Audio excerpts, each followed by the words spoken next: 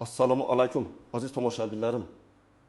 Bugun men sizlar bilan nihoyatda muhim va dolzarb mavzu haqida suhbatlashmoqchiman.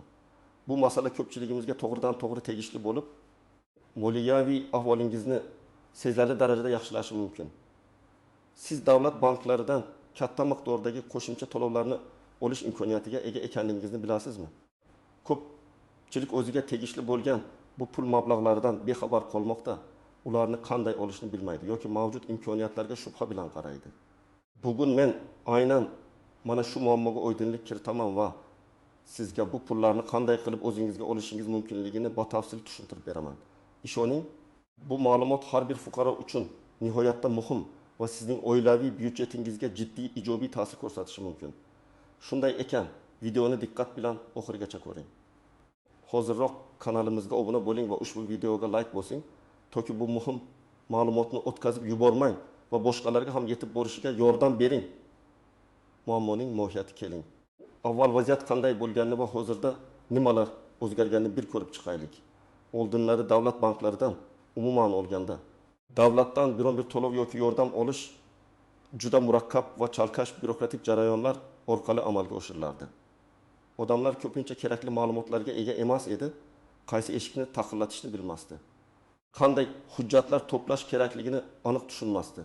Bu holat ko'pchilikni o'z huquqlaridan foydalanishdan voz kechishga majbur qilardi. Qoidalar aniq emas edi, talablar tez-tez o'zgarib turardi. Natijada odamlar eshikma-eshik yurib sarson bo'lishardi.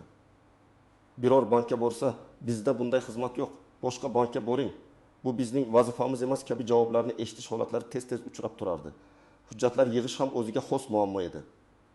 Bir joydan ma'lumotnoma olib kelish uchun boshqa joyga borish kerak. U yerdan ikkinchisiga. Bu esa ko'plab fuqarolarning vaqtini, asabini olardi va oxir-oqibat ular o'zlariga tegishli bo'lgan yordamdan voz kechishga majbur bo'lishardi. Ammo bugungi kunda vaziyat ancha o'zgargan. Hukumatimizning so'nggi yillarda qabul qilgan ko'plab qarorlari va farmonlari tufayli bu jarayonlar sezilarli darajada soddalashtirildi. Aholining ijtimoiy himoyasini kuchaytirish, qashshoqlikni qisqartirish, tadbirkorlikni rivojlantirish maqsadida juda ko'p yangi dasturlar ishga tushirildi. Bu dasturlarning aksariyati davlat banklari orqali amalga oshiriladi. Ba'zi to'lovlar, masalan, pensiya va nafaqalarga qo'shimchalar, subsidiyalar hatto avtomatik tarzda hisoblanmoqda, ammo ularni faollashtirish yoki hisobingizga o'tkazish uchun ma'lum qadamlar talab qilinishi mumkin. Eng achinarlisi shundaki, ko'plab fuqarolar o'z huquqlaridan va yangi imkoniyatlardan hanuzgacha bexabar. Ular o'zlariga tegishli bo'lgan ammo olinmagan mablag'lar ustida yotgan bo'lishlari mumkin. Bu yangi o'zgarishlar asosan aholining ijtimoiy himoyasini kuchaytirishga, oilaviy byudjetlarga qo'shimcha ko'mak berishga va iqtisodiy faollikni rivojlantirishga qaratilgan bo'lib, davlat banklari bu jarayonda asosiy vositachi vazifasini bajarmoqda. Endi bu qo'shimcha to'lovlarning qanday turlari mavjudligi, ularni kimlar olishi mumkinligi va qanday qilib olish kerakligi haqida batafsil to'xtalib o'tamiz. Asosiy qism 1. Batafsil tahlil keling. Davlat banklari orqali taqdim etilayotgan qo'shimcha to'lovlarning qanday turlari mavjudligini, kimlar bu imkoniyatlardan foydalanishi mumkinligini va kimlar tashvishlanmasligi kerakligini esa batafsil ko'rib chiqamiz. Bu qism sizning shaxsiy holatingizga qaysi to'lovlar tegishli ekanligini aniqlashda yordam beradi. Nimalarni bilish kerak? Bu qo'shimcha to'lovlar turli shakllarda namoyon bo'lishi mumkin. Ularning har biri o'zining maqsadiga va shartlariga ega. 1. Asosiy kommunal xizmatlarga subsidiyalar. Bu turdagi yordam asosan kam ta'minlangan oilalarga qish mavsumida isitish, elektr energiyasi, gaz va suv kabi kommunal xizmatlar uchun to'lovlarning bir qismini qoplashga qaratilgan. Bu subsidiyalar to'g'ridan-to'g'ri davlat banklari orqali, ba'zida maxsus kartalar orqali amalga oshiriladi. 2. Pensiya va nafaqalarga qo'shimchalar.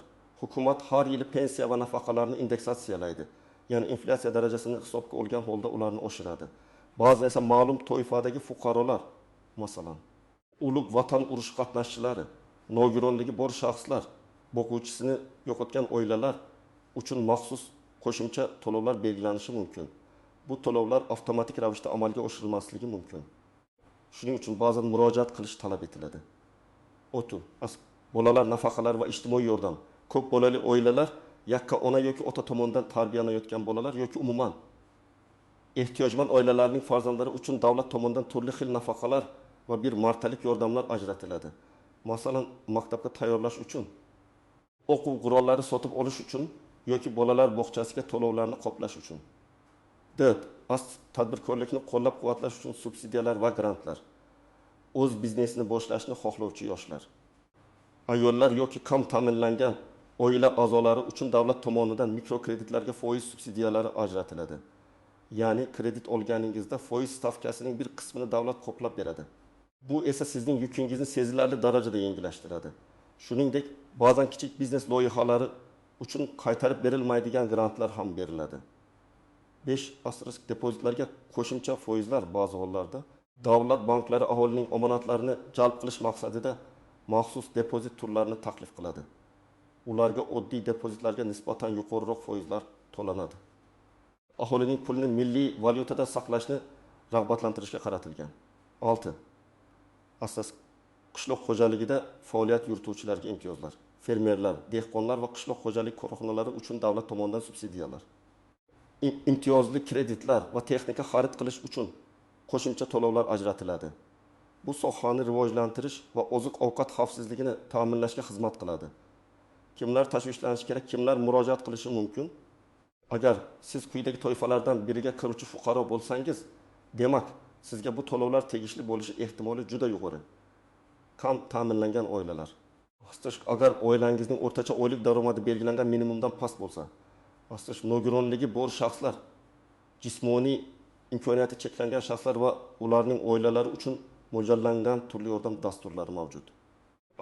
Pensiyadagi keksalar, ayniqsa pensiya miqdori nisbatan past bo'lgan keksalar uchun qo'shimcha imtiyozlar va to'lovlar ko'zda tutilgan.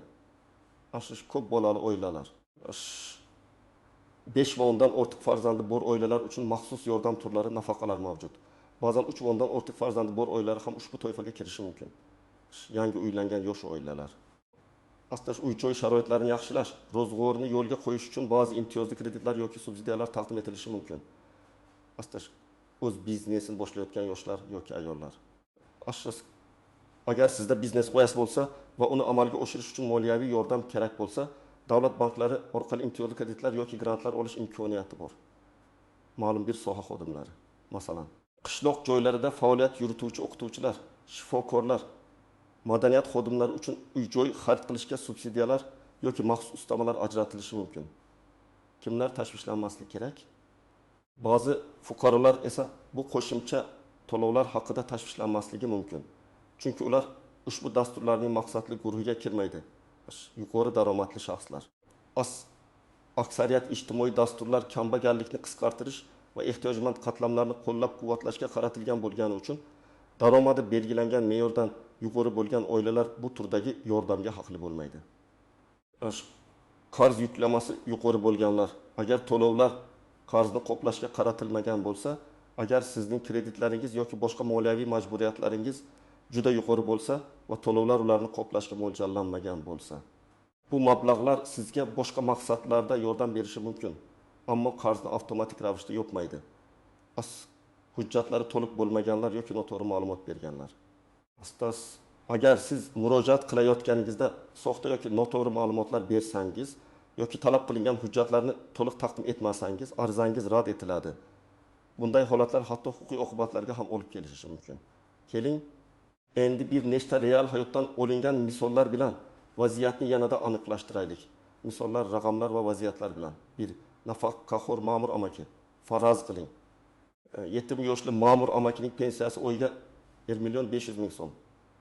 Hukumatning yangi qarori bilan inflyatsiya kompensatsiyasi sifatida pensiyaning 5% miqdorida qo'shimcha to'lov belgilandi. Bu degani ma'mur amakiga har oy qo'shimcha 75.000 so'm, 500.000 so'm yo'l 15 to'lanishi kerak. Ammo ma'mur amaki bu haqda eshitmagan bo'lsa, bankka murojaat qilmasa, u bu pullardan bexabar qolib, yillar davomida ularni olmasligi mumkin edi. Bu yiliga 9.000 so'm degani ekan. Ko'p bolali ona Gulnora opa. Gulnora opaning 3 nafar farzandi bor. Ularning ikkitasi maktab yoshida, 7 va 9 yosh. Hukumatning yangi dasturiga ko'ra, kam ta'minlangan oilalarning maktab yoshidagi har bir farzandi uchun har chorakda 300.000 so'm miqdorida o'quv qurollari va kiyim-kechak xarid qilish uchun subsidiya ajratildi. Gulnora opa har chorakda 600 ming so'm, 300 ming so'm, 2 farzand olish imkoniyatiga ega. Bu yiliga 2 million 400 ming so'm degani. Agar Gulnora opa bankda yoki may bog'da uz orqali murojaat qilsa, bu pullarni olishi mumkin. 3. Astirish yosh tadbirkor Alisher. 25 yoshli Alisher o'zining kichik hunarmandchilik biznesini, masalan, yog'och o'ymakorligi boshlash uchun davlat banklaridan biridan 25 million so'm miqdorida kredit oldi.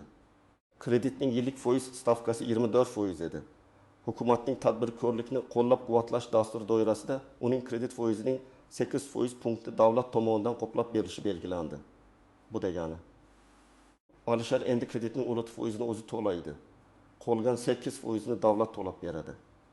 Bu Alisherga har oyda kredit bo'yicha to'lov yukini sezilarli darajada yengillashtiradi va biznesini rivojlantirishga ko'proq mablag' yo'naltirish imkoniyatini beradi. Har oyda 100 ming so'mga yaqin summani davlat qoplab berishi Alisher uchun kichik bo'lsa-da katta yordamdir. Asosiy qism 2. Qoidalardan istisnolar, qaltis nuqtalari va oshkor etilmagan jihatlar, davlat tomonidan taqdim etilayotgan qo'shimcha to'lovlar va imtiyozlar tizimi ba'zida murakkab bo'lishi mumkin. Shuning uchun murojaat qilishdan oldin qoidalardan istisnolar. Duch kelishingiz mumkin bo'lgan qaltis nuqtalar va e'tibordan chetda qolishi mumkin bo'lgan ba'zi jihatlarni bilish juda muhim. Istisnolar. Bir, banklarning ixtisoslashuvi. Ba'zi to'lovlar faqat ma'lum davlat banklari orqali amalga oshiriladi. Masalan, pensiya va nafaqalarning aksariyati Xalq banki orqali to'lanadi.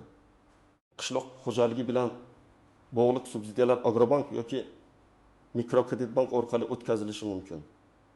Agar sizning hisobingiz boshqa bankda bo'lsa, sizdan tegishli bankda hisob ochish yoki pul o'tkazishni talab qilishlari mumkin. Bu vaqtinchalik noqulaylik tug'dirishi mumkin. Ammo muhim bir jihat. Astirish muddati o'tgan murojaatlar, ko'pgina imtiyozlar va qo'shimcha to'lovlar uchun murojaat qilishning belgilangan muddatlari bo'ladi. Agar siz ushbu muddatlarga rioya qilmasangiz va ariza topshirishda kechiksangiz, pulni olish imkoniyatidan mahrum bo'lishingiz mumkin. Ba'zan bunday muddatlar qisqa bo'ladi. Shuning uchun tezkor harakat qilish muhim. O'ch astirishga oldin olingan yordam turlari bilan cheklovlar. Agar siz allaqachon bir turdagi ijtimoiy yordamni, masalan, kam ta'minlanganlik nafaqasini olayotgan bo'lsangiz, ba'zi dasturlar doirasida boshqa turdagi yordamni olishingizga cheklovlar qo'yilishi mumkin. Bu ikki karra yordam olishning oldini olishga qaratilgan bo'ladi. Har bir dasturning shartlarini diqqat bilan o'rganish kerak. 4. Hududiy cheklovlar. Ba'zi ijtimoiy dasturlar yoki subsidiyalar faqat ma'lum viloyatlar, tumanlar yoki qishloq aholi punktlarida pilot loyiha sifatida ishlaydi. Bunday dasturlar keyinchalik butun respublika bo'ylab joriy etilishi mumkin. Ammo dastlabki bosqichda geografik cheklovlar mavjud bo'lishi mumkin. Murojaat qilishdan oldin o'zingizning yashash joyingiz ushbu dasturga kiritilganiga ishonch hosil qiling. Qaltis nuqtalar pitfalls. Bir astirish ma'lumotlar chalkashligi, rasmiy manbalarda saytlar, e'lonlar. Bank xodimlari ba'zan ma'lumotlar turlicha bo'lishi, bir-biriga mos kelmasligi yoki eskirgan ma'lumotlar berishi mumkin. Har doim eng so'nggi va tasdiqlangan ma'lumotni olishga harakat qiling. Buning uchun bir nechta rasmiy manbalarni solishtirish yoki yuqori turuvchi tashkilotlarga murojaat qilish foydali. 2. Astirish hujjatlar to'plamining murakkabligi.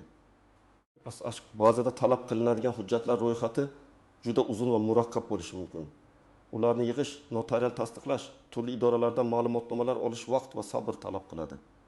Shuning uchun hujjatlarni oldindan tayyorlashni boshlash va bir nechta nusxalarni tayyorlab qo'yish tavsiya etiladi. 3. Bank xodimlarining yetarli ma'lumotga ega emasligi. Afsuski, ba'zida bank filiallaridagi oddiy xodimlar davlatning barcha yangi dasturlari va ularga murojaat qilish tartiblari haqida to'liq xabardor bo'lmasligi mumkin. Agar sizga bunday xizmat yo'q deb javob berishsa, tushkunlikka tushmang. Qat'iyatli bo'ling, boshqa xodim bilan gaplashib ko'ring yoki bankning yuqori turuvchi rahbariga murojaat qiling. Agar bu ham yordam bermasa, prezident xalq qabulxonasiga murojaat qilishdan cho'chimaslik kerak. 4. Firibgarlar faolligi. Aynan shu kabi yangi imkoniyatlar paydo bo'lganda turli firibgarlar ham faollashadi. Ular o'zlarini davlat idorasi vakili yoki bank xodimi deb tanishtirib, sizga davlat to'lovlarini olib beramiz deya. Shaxsiy ma'lumotlaringizni, bank kartasi raqami, PIN kod, CV kodlari, bir martalik SMS kodlar so'rashi mumkin. Hargiz va hech qachon bunday ma'lumotlarni hech kimga bermang. Davlat idoralari va banklar hech qachon bunday maxfiy ma'lumotlarni telefon orqali so'ramaydi. Ehtiyot bo'ling, oshkor etilmagan jihatlar, unobis nuansiz biriyasib to'lov usuli. Ba'zi to'lovlar naqd pulda emas. Balki maxsus ijtimoiy kartalarga, masalan, kommunal to'lovlarni qoplash uchun mo'ljallangan o'tkazilishi yoki to'g'ridan to'g'ri kommunal xizmat ko'rsatuvchi tashkilotlarning hisobiga o'tkazilishi mumkin. Ya'ni pul qo'lingizga tushmasa ham sizning yukingiz yengillashadi. Bu muhim tafsilotni aniqlashtirib olish kerak. 2. Qayta murojaat qilish imkoniyati. Agar arizangiz birinchi marta rad etilsa, sababini bilib oling. Aksariyat hollarda rad etish sababi hujjatlardagi kamchiliklar yoki noto'g'ri to'ldirilgan ma'lumotlar bilan bog'liq bo'ladi. Kamchiliklarni bartaraf etib, qayta murojaat qilish imkoniyati mavjud. Shuning uchun rad javobini olganingizda darhol umidsizlikka tushmang. 3. Elektron xizmatlar imkoniyati. Davlat banklariga shaxsan borishga vaqtingiz bo'lmasa. Hozirda ko'pgina to'lovlar va subsidiyalar uchun O'zbekiston Respublikasining yagona interaktiv davlat xizmatlari portali my.bod.uz orqali onlayn ariza topshirish imkoniyati mavjud. Bu jarayonni tezlashtiradi, qulayroq qiladi va vaqtingizni tejaydi. Portaldagi ijtimoiy himoya yoki moliyaviy xizmatlar bo'limlariga kirib, o'zingizga tegishli xizmatni qidirib topishingiz mumkin. Amaliy maslahatlar. Tomoshabin nima qilishi kerakligi bo'yicha aniq qadamlar. Aziz do'stlar, endi eng muhim qismga o'tamiz. Bu qo'shimcha pullarni olish uchun siz aniq nima qilishingiz kerak? Qaysi bosqichlardan o'tishingiz lozim? Har bir qadamni batafsil tushuntirib beraman. 1. Astirish, axborotni tekshirish va dasturni aniqlash. Astirish rasmiy manbalarni o'rganing. Birinchi navbatda o'zingizga tegishli bo'lishi mumkin bo'lgan dasturlar. Subsidiyalar yoki qo'shimcha to'lovlar haqida rasmiy ma'lumotni tekshiring. Buning uchun O'zbekiston Respublikasi hukumat portali, Gov.uz, yagona interaktiv davlat xizmatlari portali, my.bank.gov, uz yoki prezident xalq qabulxonalarining ishonch telefonlariga murojaat qiling. Google qidiruv tizimida O'zbekiston Respublikasi Vazirlar Mahkamasining qarorlari, davlat dasturlari, ijtimoiy himoya, bank subsidiyalari kabi so'zlar bilan qidirish ham foydali bo'lishi mumkin. Ayniqsa Prezidentimizning yangi qarorlari va farmonlarida ko'pincha ushbu turdagi imtiyozlar haqida batafsil ma'lumotlar beriladi. Ashtirish mahallangizga murojaat qiling. Ko'pgina ijtimoiy dasturlar mahallalar orqali ham targ'ib qilinadi va ularda sizga kerakli dastur haqida ma'lumot berilishi mumkin. Mahalla fuqarolar yig'ini raisi yoki uning o'rinbosarlari sizni to'g'ri yo'naltira oladi. Bankning rasmiy saytini ko'ring. Davlat banklarining rasmiy veb saytlari ham, masalan, Xalq banki, Agrobank, Mikrokredit bank tegishli dasturlar haqida ma'lumotlarni e'lon qiladi. 2. Hujjatlar ro'yxati aniqlash va ularni to'plash. Sizga kerakli bo'lishi mumkin bo'lgan umumiy hujjatlar ro'yxati quyidagilardan iborat bo'ladi. Ammo har bir dastur uchun bu ro'yxat farq qilishi mumkin.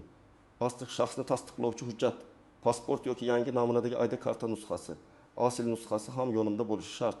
Asl daromadlar haqida ma'lumotnoma.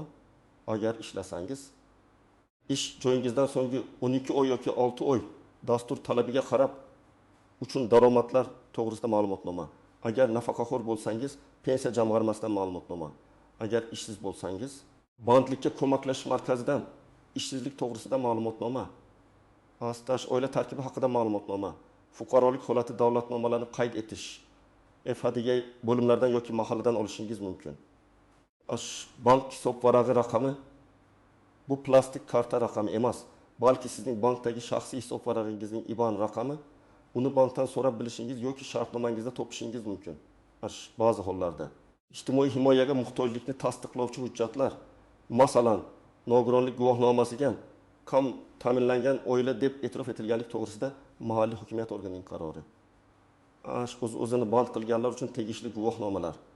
Agar siz o'zini band qilgan shaxs bo'lsangiz, tegishli ruxsatnomalar yoki ro'yxatdan o'tganlik to'g'risidagi hujjatlar talab qilinishi mumkin. Barcha hujjatlarning nusxalarini tayyorlab qo'ying. Ba'zan ularning notarial tasdig'i talab qilinishi mumkin. 3. Qaysi bankka murojaat qilishni aniqlash. Davlat tomonidan taqdim etiladigan ijtimoiy to'lovlarning aksariyati Xalq banki, Agrobank yoki Mikrokredit bank orqali amalga oshiriladi. Murojaat qilishdan oldin tanlagan dasturingizni qaysi bank amalga oshirishini aniqlashtiring. Buning uchun bankning ishonch telefoniga qo'ng'iroq qiling yoki rasmiy veb saytidagi ma'lumotlarni tekshiring. Bu sizning vaqtingizni tejaydi. 4. murojaat qilish usuli. Astush banka shaxsan borish. Yuqorida sanab o'tilgan barcha hujjatlar bilan o'zingizga tegishli bank filialiga yoki bo'limiga murojaat qiling. Bank xodimlaridan yordam so'rang, arizani to'g'ri to'ldirishda ko'mak oling. Savollaringiz bo'lsa, ularni aniqlashtiring. Bankning ma'lumot stolida yoki maxsus mijozlarga xizmat ko'rsatish oynasida maslahatchilar bo'lishi kerak. Ular sizga zarur bo'lgan barcha ma'lumotlarni berishlari shart. Astirish onlayn arzamay. Go.uz agar imkoniyat bo'lsa va sizning dasturingiz uchun shunday xizmat mavjud bo'lsa, MyTo'yGuh.uz portali orqali ariza topshiring. Bu jarayonni tezlashtiradi va qulayroq qiladi. Portaldagi tegishli xizmatni toping. Masalan, ijtimoiy himoya, nafaqa olish yoki subsidiyalar elektron shaxsni to'ldiring va kerakli hujjatlarning skanerlangan nusxalarini yuklang. Elektron raqamli imzo eri talab qilinishi mumkin, agar mavjud bo'lmasa. Uni olish uchun markazlariga murojaat qilishingiz kerak bo'ladi. 5. Arizani yozishda nimalarga e'tibor berish kerak? To'g'ri ma'lumotlarni kiriting. Arizadagi har bir bo'limni to'liq va aniq to'ldiring. Ism, familiya, ota ismi, pasport ma'lumotlari, yashash manzili kabi shaxsiy ma'lumotlarda xatolikka yo'l qo'ymang. Murojaat sababini aniq va tushunarli yozing. Nima uchun murojaat qilayotganingizni, qaysi dastur bo'yicha yordam kutayotganingizni aniq ifodalang. Qaysi davlat dasturi yoki qarorga asosan murojaat qilayotganingizni ko'rsating, agar bilsangiz. Agar siz aniq bir qaror yoki farmon nomini bilsangiz, uni arizangizda keltirishingiz mumkin. Bu sizning arizangizni tezroq ko'rib chiqishga yordam beradi. Barcha ilova qilingan hujjatlar ro'yxatini ko'rsating. Ariza qaysi hujjatlarni ilova qilganingizni batafsil ro'yxat qilib yozing. Aloqa ma'lumotlaringizni aniq yozing. Telefon raqamingizni va elektron pochtangizni agar bo'lsa to'g'ri yozing, toki bank xodimlari siz bilan bog'lana olsinlar. 6. Kutish va monitoring. Arizangiz ko'rib chiqilishini kuting. Banklar va davlat idoralari qonun hujjatlarida belgilangan muddatlarda javob berishi shart. Odatda bu muddat 15 ish kunidan 30 ish kunigacha bo'lishi mumkin. Agar ma'lum muddat o'tib ketgan bo'lsa va siz javob olmagan bo'lsangiz, xalq qabulxonalariga, bir darcha markazlarga yoki yuqori turuvchi tashkilotlarga murojaat qilib, arizangizning holatini so'rang. Agar onlayn ariza topshirgan bo'lsangiz, MyTo'yGuh.uz portali orqali arizangizning holatini kuzatib borish imkoniyati ham mavjud. Xulosa va yakuniy hukm ko'rib turganingizdek, aziz do'stlar, davlat banklaridan qo'shimcha to'lovlarni olish haqiqatan ham mumkin va bu imkoniyatlardan foydalanish uchun juda ko'p yo'llar mavjud. Bu sizdan faollik, ma'lumotga egalik va biroz sabr toqatni talab qiladi xolos. O'z huquqlaringizni biling, ulardan foydalanishdan qo'rqmang va imkoniyatlarni qo'ldan boy bermang. Chunki bu pullar sizning oilangizning farovonligi, farzandlaringizning kelajagi va umumiy iqtisodiy holatingizni yaxshilash uchun juda muhim bo'lishi mumkin. Davlat sizga yordam berishga tayyor, faqat siz qadam tashlashingiz kerak. Siz bu borada qanday tajribaga egasiz? Qaysi to'lovlarni olishga muvaffaq bo'ldingiz yoki qanday qiyinchiliklarga duch keldingiz? Fikrlaringizni va tajribalaringizni izohlarda yozib qoldiring, zero sizning ma'lumotingiz boshqa tomoshabinlarga ham yordam berishi mumkin. Agar videomiz foydali bo'lgan bo'lsa, unga like bosing va kanalimizga obuna bo'lishni unutmang. Bu bizni yanada foydali kontent yaratishga ruhlantiradi. Keyingi videolarda yana ko'rishguncha o'zingizni ehtiyot qiling.